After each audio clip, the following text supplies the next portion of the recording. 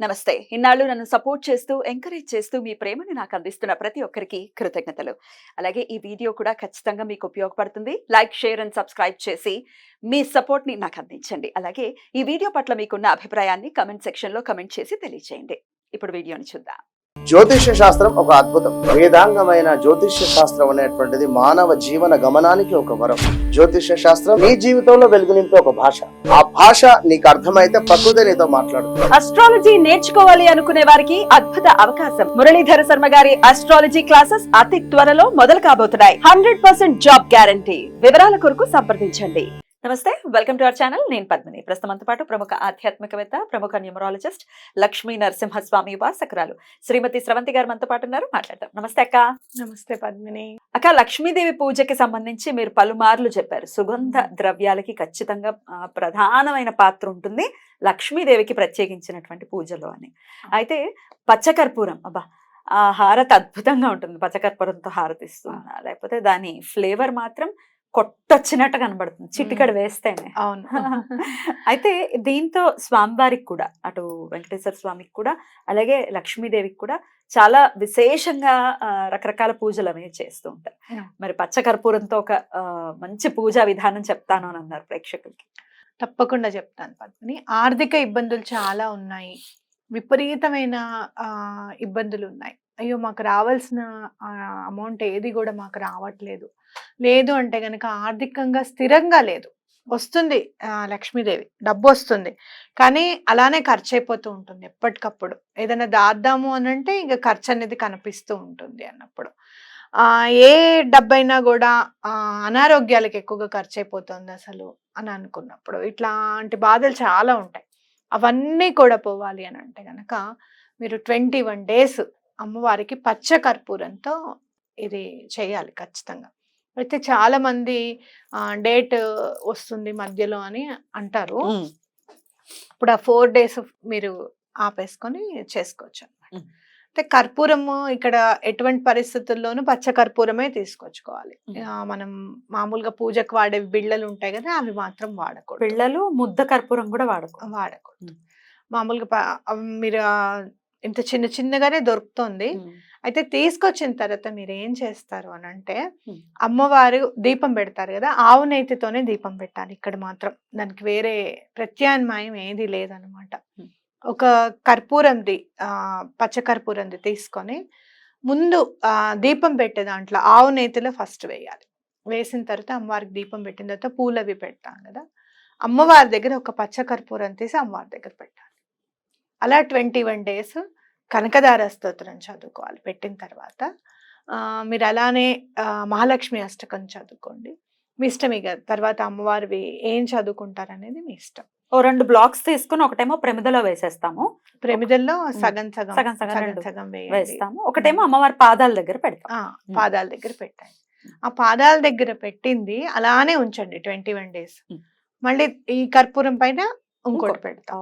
అలా 3 పెడతాం. అలా మీరు ఏం చేస్తారు అంటే ఫోటోకి పక్కగా పెట్టుకోండి ఇట్లా. అలా నిలబడదు అని అనుకున్నప్పుడు పడిపోయినా పర్వాలేదు, మళ్ళీ తీసి పక్కన పెట్టచ్చు, లేదా 5 కూడా పెట్టుకోవచ్చు.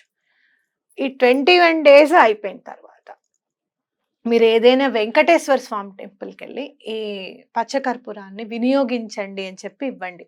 వాళ్ళు దేనిలో అయినా వినియోగించనివ్వండి. హారతి ఇవ్వడానికో, లేకపోతే స్వామికి బొట్టు పెట్టడానికో, లేదు స్వామివారికి నక్షత్ర హారతికో, స్వప్రసాదంలో కొంచెం కొంచెంగా వాళ్ళు ఎక్కడన్నా ఎలా ఉపయోగిస్తారనేది మీరేం అడగకండి, వాళ్ళ ఇష్టం. స్వామి ఎలా ఉపయోగించుకోవాలనుకుంటే అలా ఉపయోగించుకుంటారు. ఇంకా ఓకే, మీకు ఎక్కడి నుంచైనా రావాల్సిన డబ్బు కానివ్వండి, లేకపోతే ఆర్థిక స్థిరత్వం కానివ్వండి, మీ బిజినెస్ డెవలప్ అవ్వడం కానివ్వండి, ఒక్కొక్క రోజు దినదిన ప్రవర్ధమానమే ఎలా వెళ్తుంది అని అంటే ఈ ప్రక్రియని మీరు ఇంకా ఆపలేరు. అయ్యో ఒక 2 రోజులు బ్రేక్ ఇచ్చి మండీ చేసుకుందామే అని అనిపిస్తుంది అనమాట. అయితే ఇక్కడ ఈ 21 days చేసినప్పుడు మాత్రం ఎటువంటి పరిస్థితుల్లోనూ నాన్ వెజ్ జోలికి వెళ్ళకూడదు. అదే బ్రహ్మచర్యం పాటించాలి. అది ఈ 2 చాలా ఇంపార్టెంట్ అనమాట. కనకధార ఖచ్చితంగా చదవాలి. ఎటువంటి పరిస్థితుల్లోనూ చదవాలి. చాలా యాక్చువల్ గా చాలా చక్కగా నేర్చేసుకోవచ్చు, సులభంగానే ఉంటుంది. ఒకవేళ రాదండి మాకు చదవటం అంటే మీరు యూట్యూబ్ లో వినండి, చక్కగా ప్లేబ్యాక్ స్పీడ్ కూడా మీ ఇష్టం చక్కగా పెంచుకోవచ్చు. ఎందుకనంటే చాలా మంది నన్ను ఎందుకు ఏం అడుగుతారో తెలుసా, వేరే ఏదైనా చెప్తారా, అది వినడానికి చాలా టైం పడుతుంది, మాకు పూజకి ఎక్కువ టైం పట్టిపోతుంది అని అడుగుతారు. నేనేమో ఆఫీస్కి వెళ్ళాలి, ఇలాంటివన్నీ ఉంటాయి కదా. వాళ్ళేమో పాపం చదివే వాళ్ళు రాగయుక్తంగా చదువుతారు, లేట్ అయిపోతుందని చెప్తున్నాను అనమాట. మీరు ఎలా అయినా కానీ మనశ్శాంతిగా ప్రశాంతంగా చదివేటట్టుగా చూసుకోండి.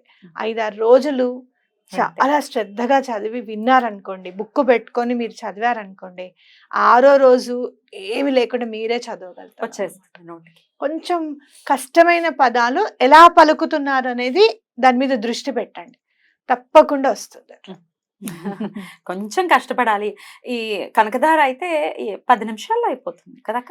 మనం చదివితే 10 మినిట్స్ లో అయిపోతుంది. ఎవరైనా చదివింది వింటే కొంచెం టైం పడుతుంది. సుబ్బలక్ష్మి గారిది వింటూ ఉంటా, మహాతల్లి ఆ గొంతే గొంతు.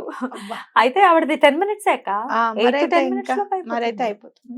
చక్కగా చదువుకోవచ్చు, చక్కగా వినొచ్చు. అయితే ఎప్పుడైనా కూడా బుక్ దగ్గర పెట్టుకొని వినండి, ఆవిడ చదివింది అయినా కూడా. పొరపాటుని ఎక్కడన్నా మిస్టేక్, చదివిన వాళ్ళది ఎక్కడన్నా మిస్టేక్ ఉన్నా, మనం చదివేటప్పుడు ఏదన్నా మిస్టేక్ వచ్చినా, అందుకే నేను లలితా శాస్త్రం కూడా ఎదురుగుండా లేకుండా చదవను. నాకు వచ్చినా నేను బుక్ పెట్టుకుందే చదవను, చూడండి నేను చదవను అసలు ఏదైనా కూడా. అప్పుడు మనం కరెక్ట్ గా చూస్తాం కాబట్టి ఆ దోషం అనేది ఉండదు అనేది గుర్తుపెట్టుకోవాలన్నమాట. నోటికి వచ్చినప్పటికీ పుస్తకం మాత్రం ఉండాలి, చూస్తూ చదవాలి. అద్భుతం అక్క. సో ఇలా 21 days ఖచ్చితంగా చేసుకుని అమ్మవారికి ప్రత్యేకంగా నైవేద్యం ఏదైనా. అమ్మవారికి శుక్రవారం అయితే అన్నపరవాణం నైవేద్యం పెట్టడం, గురువారాలు అయితే అమ్మవారికి శనగలు కూడా చాలా ఇష్టం. ఇవి చాలా పెద్ద శనగలు ఉంటాయి, చోలే శనగలు, అవి చక్కగా ఉడకబెట్టేసి కొంచెం పోపు వేసేసి పెడితే కూడా చాలా మంచిది. మీరు వైష్ణవి దేవి భండార్ అని భోగ్ అని చూపిస్తారు, భండార్ అని చూపిస్తారు, అందులో మీరు పూరి చోలే అవి ఉంటాయి అన్నమాట.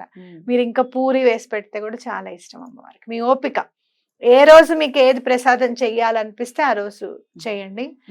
ఎప్పుడైనా కూడా మనకి అనిపిస్తుంది, అయ్యో ఇవాళ ఇది చేద్దామే అని చెప్పి అనిపిస్తూ ఉంటుంది అనమాట. లేకపోతే మీరు ఎక్కడైనా ఏదైనా ఇన్స్టా రీల్స్ చూసినా, లేకపోతే ఫేస్బుక్ చూసినా, మరన్నా ప్రసాదం అనేది మీకు కనపడుతుంది, అదే మీరు నెక్స్ట్ చేసి పెట్టుకోవచ్చు, మీ ఇష్టం. ఇంకా ఎలాగో ఈ 21 రోజుల్లో ఖచ్చితంగా శుక్రవారాలు వస్తాయి కాబట్టి తమలపాకుల హారతి అందరికీ నిత్య దైనందిన జీవితంలో అది భాగం అయిపోయింది. అసలు ఎవ్వరూ వదిలిపెట్టట్లేదు, చెప్తున్నారు కూడా, ఏమిటో మనసు బాగోదండి అది చేయకపోతే అని అనిపిస్తుంది. అది ఎలాగో చేసుకోవచ్చు, చక్కగా చేసుకోవచ్చు. అద్భుతం అక్క, చాలా మంచి. అంటే ఖచ్చితంగా కొన్ని రెమెడీస్ అయితే చేసుకుంటే బాగుండే అని అనిపిస్తుంది. అందులో ఇది వన్ ఆఫ్ ద రెమెడీస్ అని చెప్పుకోవచ్చు. కర్పూరంతో ఎటువంటి పరిస్థితుల్లోనూ లక్ష్మీదేవి అనుగ్రహం మీకు కలుగుతుంది. అందులో స్వామికి, వెంకటేశ్వర స్వామికి ఇమ్మన్నారు కదా అని డౌట్ రావచ్చు. ఆయనకు వక్షస్థలంలోనే వ్యూహలక్ష్మి అమ్మవారు ఉన్నారు కాబట్టి ఎటువంటి పరిస్థితుల్లోనూ మీ పని అయిపోతుంది. డబ్బుకి సంబంధించింది ఏ పనైనా కూడా అయిపోతుంది. 21వ రోజు అంటే అయిపోయిన తర్వాత ఇవ్వాలక్క, ఎప్పుడు అయిపోయిన 21వ రోజు కూడా ఉండాలి. 21 రోజు చక్కగా అన్ని నిద్ర చేసేయాలి. ఎందుకంటే ఫస్ట్ పెట్టింది నిద్ర చేస్తుంది, లాస్ట్ పెట్టింది కూడా మన ఇంట్లో ఉండి 22వ రోజు మీరు అవన్నీ తీసుకొని వెళ్ళి ఇవ్వండి. ఈ లోపల కర్పూరం కొంచెం కరిగిపోవడము అలా జరుగుతుంది, అలా జరిగినా కూడా తప్పేమీ లేదన్నమాట. అందుకే కొంచెం పెద్దవి తీసుకోమంటున్నా. 21 రోజుల్లో కొంచెం ఎంత కొంత మిగులుతుంది కదా, మొత్తం కరిగిపోదు కదా. అందులో పచ్చకర్పూరం చాలా ఫాస్ట్ గా కరిగిపోతుంది. అవును, రైట్ అక్క, చాలా అద్భుతమైనటువంటి రెమెడీ చెప్పారు. డెఫినెట్ గా ఇది చేసుకుని లక్ష్మి యొక్క కృపని పరిపూర్ణంగా పొంది వాళ్ళకి రావాల్సినటువంటి డబ్బులు, ఇలాగే ఇప్పుడు ఇందాక మాట్లాడాం కదా, అప్పులు ఇచ్చేసామండి అవేమో తిరిగి రావట్లేదు అనుకునే వాళ్ళకి డెఫినెట్ గా హెల్ప్ అవుతుంది. అవ్వాలి అని మనస్ఫూర్తిగా కోరుకుంటూ కృతజ్ఞతలక్క. నమస్తే.